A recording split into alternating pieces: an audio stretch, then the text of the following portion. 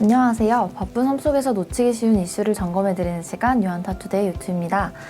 지난 시간부터 저희 유튜에서는 2021년 연간 전망 시리즈를 말씀드리고 있는데요. 오늘은 그 두 번째 섹터로 반도체 골라보았습니다. 그리고 유한타증권에서 반도체 업종 담당하시는 이재용 연구원님 모셨습니다.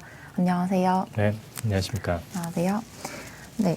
최근에 연구원님 지난번에 삼성전자 3분기 실적 서프라이즈 방송으로 출연을 한번 해주셨습니다. 네. 네, 그 이후에 또 한 번 모셨는데 이번에는 최근에 발간하신 2021년 유한타 테크 연간 전망 자료 중심으로 또 2021년 산업 전반적인 뷰를 공유해 주신다고 들었습니다. 네. 네, 그래서 세 부분으로 볼 수 있을 것 같은데 이제 가격, 그리고 내년의 기술 변화, 그리고 캐펙스 이렇게 코멘트 부탁드리겠습니다. 네, 일단은 그 메모리 반도체 가격은 내년 1분기 말부터 이제 좀 반등하기 시작해서 2분기, 3분기 올라가고 이제 4분기부터는 이제 좀 공급이 늘어나는 부분이 일부 있기 때문에 그 가격 모멘텀이 4분기부터는 좀 둔화되는 걸로 전망을 하고 있습니다.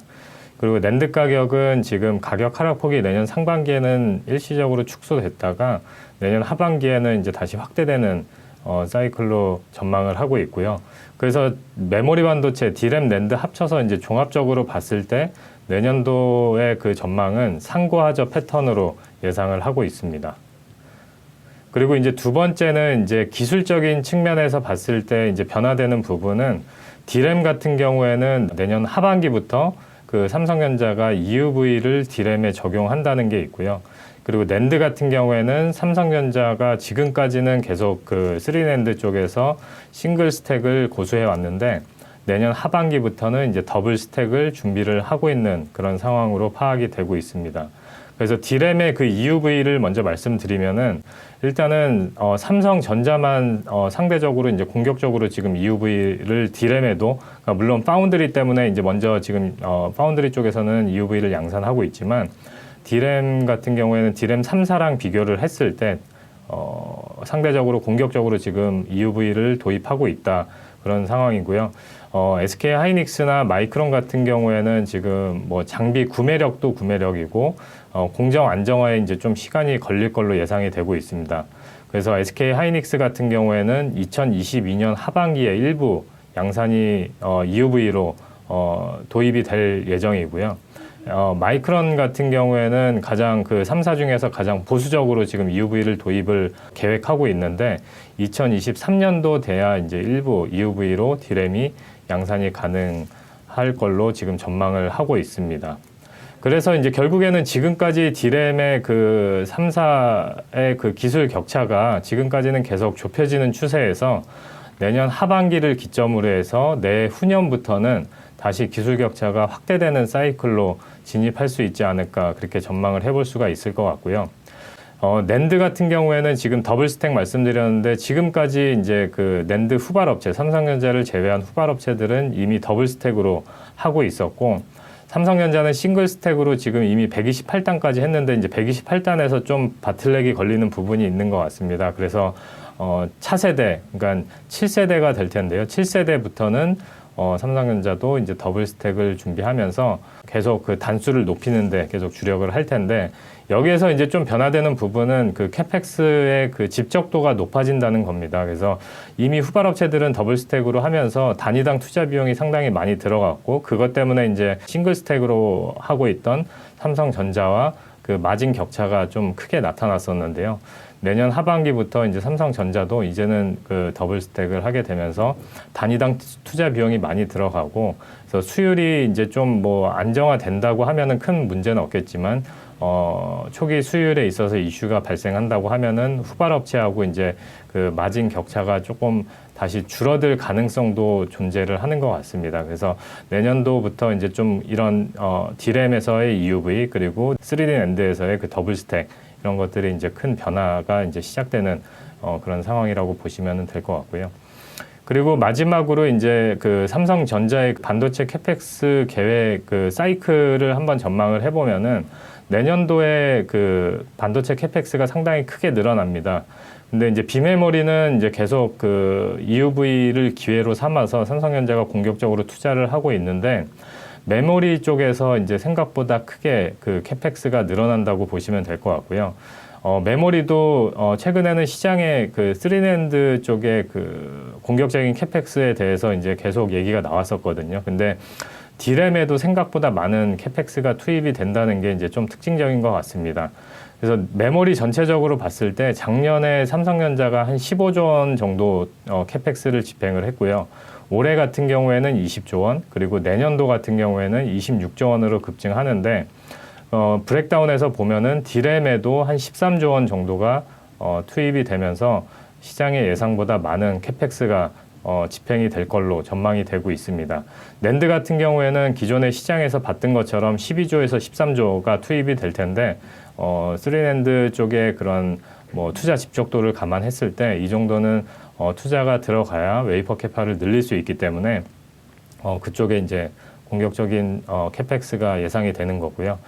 D램 같은 경우에는 13조가 투입이 된다고 하면은 이제 D램 업황에 이제 좀 우려가 될 수 있는 그런 부분이 아닌가 생각을 하실 수도 있는데 실제로 D램에 그렇게 투자를 한다 해도 웨이퍼가 늘어나는 그 순증을 봤을 때는 그렇게 크지 않다. 왜냐하면은 첫 번째는 그 삼성전자의 그 D램 라인 중에 그 13 라인이 있는데 올해부터 이제 그 CIS로 전환 투자를 시작했거든요. 그래서 아직 남아있는 D램 캐파가 한 50에서 55K 정도 남아있는데 이거를 내년 연말까지는 다 CIS로 전환할 계획을 갖고 있습니다. 그래서 여기서 그 사라지는 그 웨이퍼 캐파가 50에서 55K 정도 되는 데다가 그리고 내년도에 마이그레이션, 그러니까 원지 나노랑 원A 쪽으로, 원A 같은 경우는 이제 신규로 증설을 하는 거고, 원지 나노로 이제 전환하는 그런 투자가 진행이 되면서 발생하는 그 캐파 로스가 있거든요. 그래서 그것까지 감안해서 보면은 내년도에 삼성전자 D램 그 웨이퍼 캐파 증부는 순증으로 봤을 때는 한 20에서 25K 수준에 그칠 거다.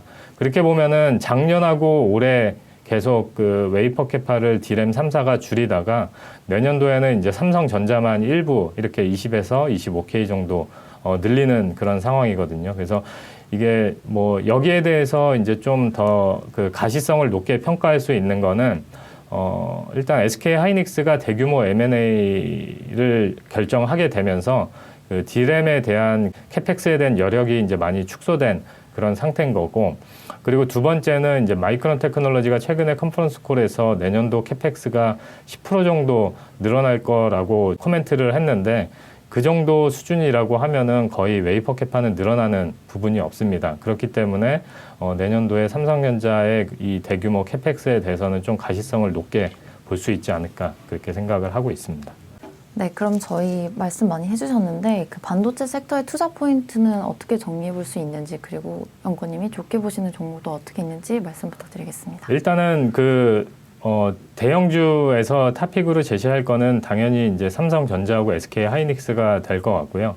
삼성전자 같은 경우에는 특히나 이제 멀티플이 익스펜션 될 수 있는 요인들이 상당히 많은 것 같습니다. 그래서 파운드리 사업부 쪽에서 이 경쟁 체제가 과거에는 이제 TSMC와 애플 AP 물량을 두고 이렇게 왔다 갔다 했던 그런 사이클이라고 하면은 실제로 그때 당시에는 애플의 AP 물량을 못 받게 되면은 이제 글로벌 파운드리나 UMC나 SMIC 같은 회사하고 다른 고객사 대상으로 경쟁을 했어야 되는데 실제로 공정 기술력은 큰 차이가 없는데 가격 경쟁력 측면에서는 좀 삼성전자가 밀렸던 것 같습니다. 그래서 그쪽 시장에서 경쟁을 하기가 상당히 힘들어서 애플의 AP 물량만을 놓고 이제 경쟁을 했었던 그런 시절이었던 거고요. 근데 이제 올해부터는 이제 EUV가 도입되게 되면서 TSMC하고 삼성전자 말고는 EUV를 양산할 수 있는 회사가 없다. 실제로 공정이 그 글로벌 파운드리나 SMIC, UMC 같은 이 세컨티어 업체들이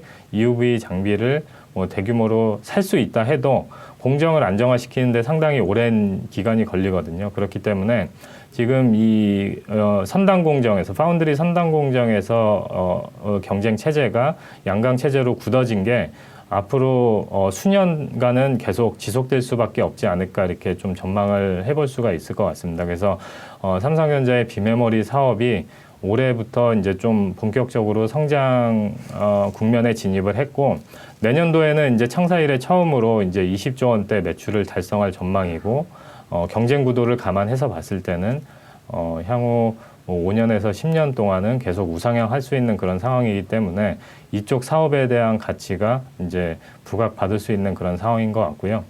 그리고 두 번째는 이제 IM 사업부에서의 그 변화가 그 내년도에, 그러니까 올해 같은 경우에는 폴더블 스마트폰이 연간 200만 대 정도 예상이 되고 있고, 내년도 계획은 700만 대로 잡혀 있습니다. 그래서 내년도 700만 대라고 하면은 이게 노트 시리즈가 연간 1000만 대에서 계속 감소하는 추세거든요. 그래서 내년도에 그 폴더블 스마트폰이 700만 대라고 하면은 노트를 대체할 만한 수준의 그 수량이 되는 거거든요. 그래서 내년에 이제 노트를 이렇게 차츰 대체를 하기 시작하면서 전체적으로 글로벌 스마트폰 시장을 봤을 때 하이엔드 스마트폰 시장은 계속 그 감소하는 추세거든요. 그래서 쪼그라들고 있는 추세인데 삼성전자만 유일하게 폴더블이라는 것 때문에 ASP가 상승할 수 있고 거기에 따라서 이제 그 하이엔드 스마트폰만 봤을 때 매출액이 상승할 수 있는 유일한 회사가 되는 것 같습니다. 그래서 IM 사업부에서도 좀 긍정적인 그런 부분이 있는 것 같고요. 그리고 처음에 말씀드린 것처럼 메모리 업종이 내년도 1분기에 반등해서 전반적으로 이제 3분기까지는 가격 강세가 예상이 되고 연간으로 봤을 때 올해보다 그 이익 성장이 예상이 된다. 그래서 전체적으로 봤을 때 이제 사업부별로 봤을 때 거기다가 이제 메모리 같은 경우에는 이제 그 기술 격차가 EUV 때문에 다시 D램 쪽에서 확대될 가능성도 있는 거잖아요. 그래서 그런 것까지 감안해서 보면은 전 사업부에 걸쳐서 이제 멀티플이 올라갈 수 있는 요인들이 있다. 그래서 삼성전자를 가장 탑픽으로 제시를 할 수가 있을 것 같고요. 그리고 이제 중소형주로 가면은 내년도에 삼성전자 캐펙스가 크게 늘어난다는 부분을 감안하면은 당연히 이제 소부장 업체들이 올해보다 내년 이익 성장이 크게 나올 거고 그 안에서 봤을 때 이제 원익 그룹을 가장 선호하고 있습니다. 그래서 원익 IPS랑 원익 QNC를 커버리지 종목 중에서 탑픽으로 제시를 하고 있고요. 차선호주로 봤을 때는 테스랑 하나 머티리얼즈. 그러니까 전체적으로 그냥 이쪽 그 장비나 소재 부품 업체들이 올해보다 내년도에 이익 그로스가 상당히 세게 나올 수 있다. 다 이제 삼성전자 쪽에 이제 오리엔트된 회사일수록 그 그로스가 더 세게 나올 수 있지 않을까 이렇게 전망을 하고 있습니다. 네, 말씀 감사합니다. 네. 네, 오늘 유튜는 이것으로 마치도록 하겠습니다. 네. 우리 모두 부자가 되는 그날까지 유튜는 함께 하겠습니다. 감사합니다. 감사합니다.